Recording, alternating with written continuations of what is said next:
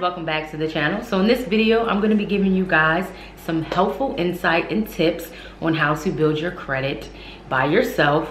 I have gotten a lot of requests on this, so I figured why not, let's just go ahead and do a video so you guys can kind of get some helpful insight that has helped me not only fix my credit but also fix my husband's credit. I don't know if I told you guys, me and my husband been working on this process for a long time, just getting credit in line and having a lot of things thrown our way, but at the end of the day, you can get your credit score resolved. You can fix it. I do want to throw a disclaimer. I don't think I'm a pro. I just have some helpful tips that honestly really helped me, and this was like highly requested, so I definitely wanted to get this video out for you guys. And I kind of wrote down some tips that kind of helped me out, because becoming a homeowner, you definitely want to make sure your credit score, like I said in my video, if you missed that video of the home buying Q&A, definitely check it out, because I do talk about interest rate and how it can affect you if your credit score is not at the top of that list. Even though you only need like a 580, you definitely want to make sure your credit score is good. But so definitely check that video out. I'll link it down below for you guys. And before I wanted to start this video, my coffee spilled into my laptop. So I don't even know when this video will be going up. So the joys of just becoming a brand and trying to. The first tip that I have for you guys is get all three credit reports. Every credit person will have different stuff on there about your credit report. It could be your address, it could be the medical, your debt, whether it's medical, whether you owe, whatever you owe can be wrong, like not necessarily wrong, but they won't have everything that you actually owe on there. And that's exactly why you sometimes have, that's why we have different credit scores, because not every credit report puts everything on there. So you definitely want to make sure that you're looking at your credit reports to figure out exactly what you owe, because it is very pivotal that you make sure what is actually on there is correct. And I say that because sometimes if you have paid a debt, sometimes credit places will still put it on your credit report, and you definitely want to make sure you are looking at your credit report, looking at those scores to kind of see like what you really need to work on. So if you have a 580 and you know you have some things on there that you need to work on, that's why it's important to look at all three to kind of figure out what you owe. So that kind of leads into the second tip, is to review for errors, because you will have errors. If not all credit places give the correct information, so you definitely want to make sure that these credit bureaus have what they should have on their credit report. I remember one time I paid something, and I think, like, you know how like if you're in an auto accident or something like that, I won, but they still end up putting it on my credit report. Do you know that dropped me down like 80 points all because of an error? So that's why it's so important to have all three credit reports, because you want to make sure everyone is stating exactly what you owe, and because it can really freaking affect you. It affected me, and I was so pissed because I was like, why is this even on my credit report? And it was only on one, but just imagine, it dropped my score completely down, and there was nothing that I could do about it, because once they mess it up, they mess it up.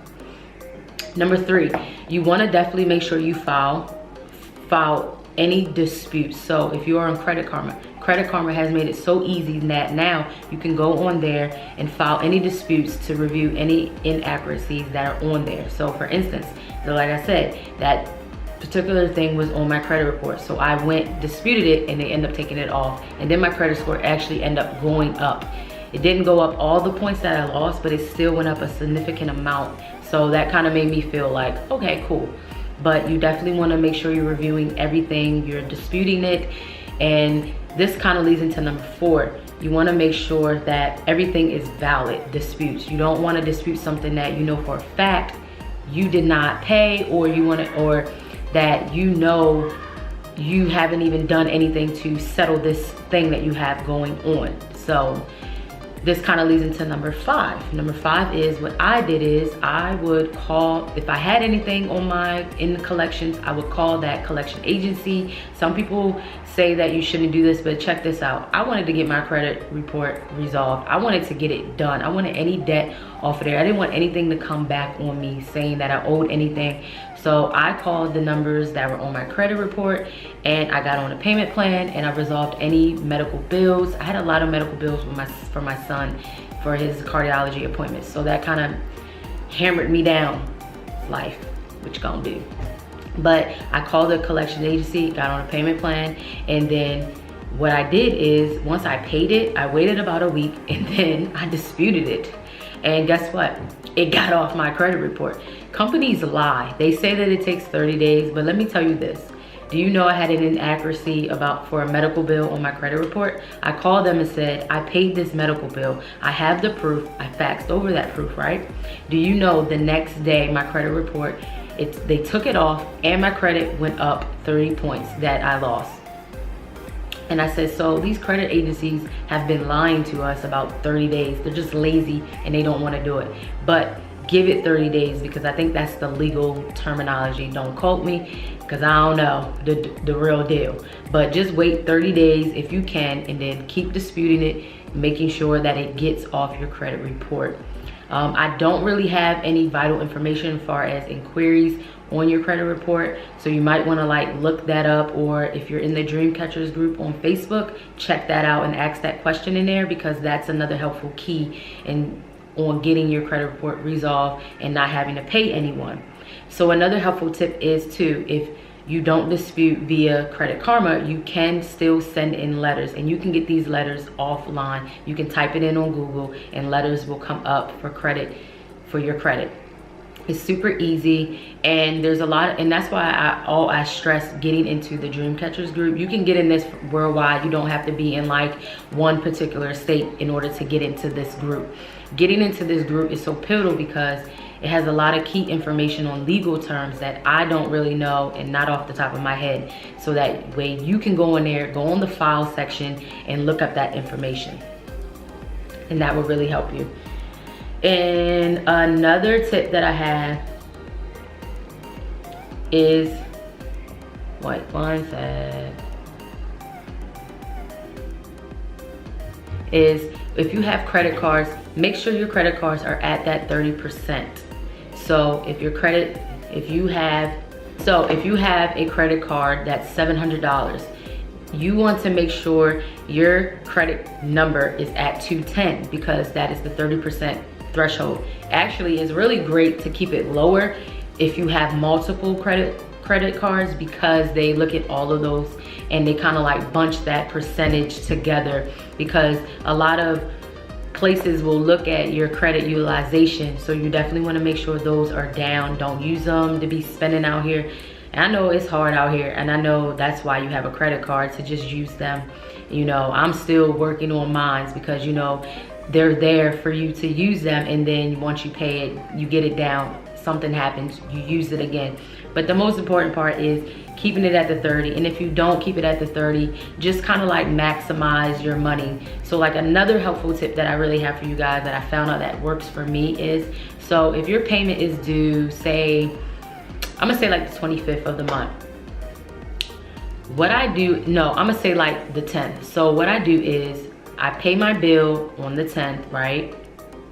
No, I'm trying to think what I did. I did something really fascinating, and I kind of seen it take it up a little bit. It's kind of like a trick, but it's not a trick. It's kind of like you putting, okay, so you pay your $25, your minimum payment on your credit card, right?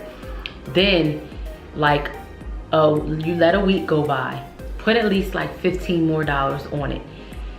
And I found that by me not touching that credit card, and even though I'm paying my minimum payment, that actually helped me to boost my credit score even more, because it's like, okay, they see that you paid your minimum payment, but then they see that you're paying a little bit more money. So it's not like you're putting $100 on it on the minimum payment thing. Like, divvy up that money, that extra money that you want to put on there, because that will really help them to see like, oh, she's paying on it, and your credit will start to like boost up your score. Even if it's 5 points, whether it's 2 points, you want them points, because I feel like once you get to 700, I feel like getting to 800 is like a slow hill.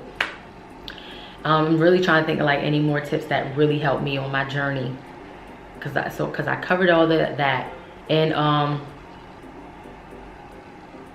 another great thing that kind of helped me too is when I first started like building up my credit, I cut all my credit cards up. So I had no excuse for me to use them, because it's so easy to use a credit card when you are low on funds. But this allowed me the option of not even touching them, because I didn't have them in my wallet, and then they weren't linked to any accounts online. So I just cut them up, and then once I got them down, then I like called it, like I went online to reorder my credit cards. That works for me. It may not work for you, but you really just got to do what kind of works for you in your life situation. I don't know what that is, but I'm just kind of throwing those key things out. And I don't really know a lot of information for our student loans, because my student loan is kind of being deferred. I'm on the income driven plan. So if you make a certain amount and you have kids, definitely check out that. I'm married and my payment is 0.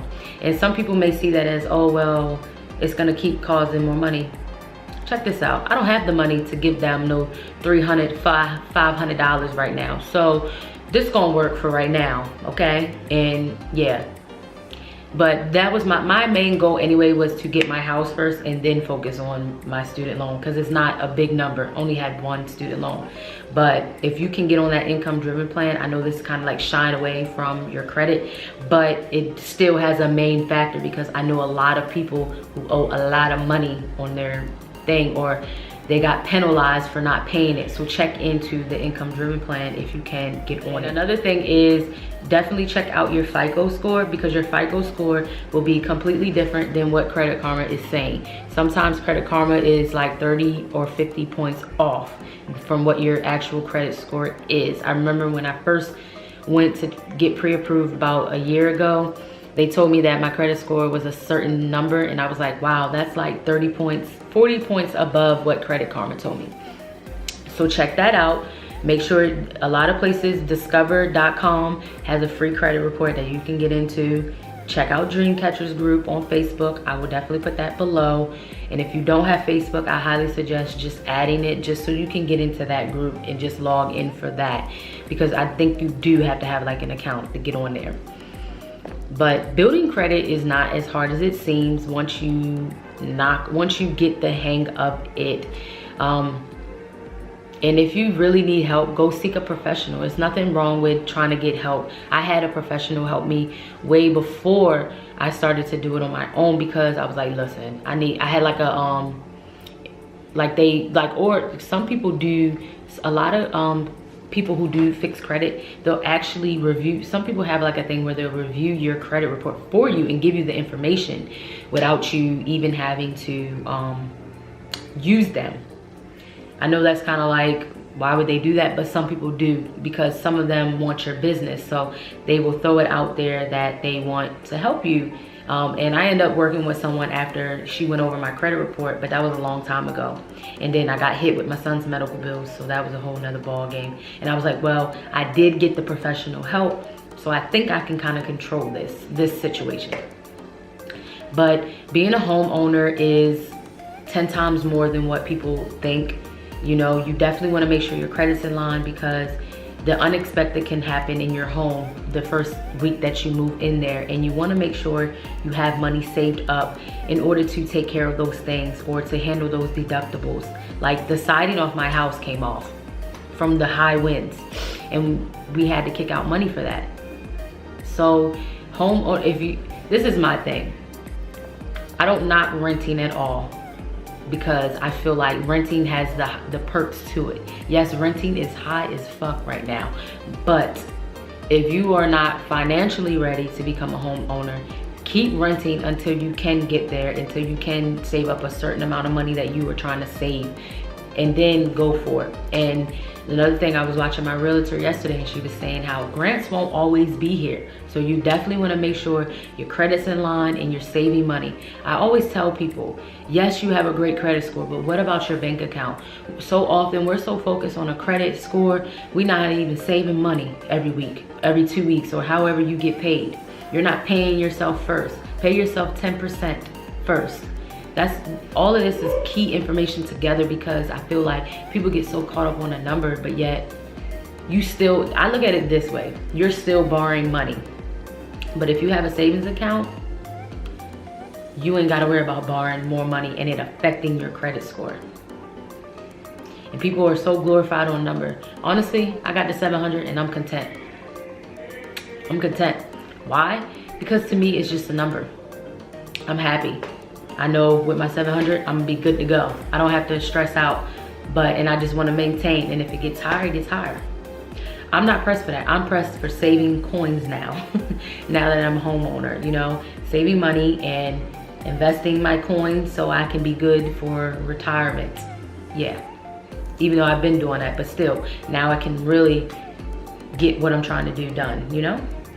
But I really hope you guys like this video. Please make sure you subscribe if you are new to the channel. Make sure you leave anything down below if you have any information on credit or your home buying experience. That way I can help you guys out. And this lighting is starting to suck. Can't wait to get my thing. So yeah, I will see you guys in the next video. Thank you for tuning in. I don't know when this video is gonna be up, because like I told you guys, my laptop over there is doomed. It got coffee in it, so that's awesome. Awesome sauce.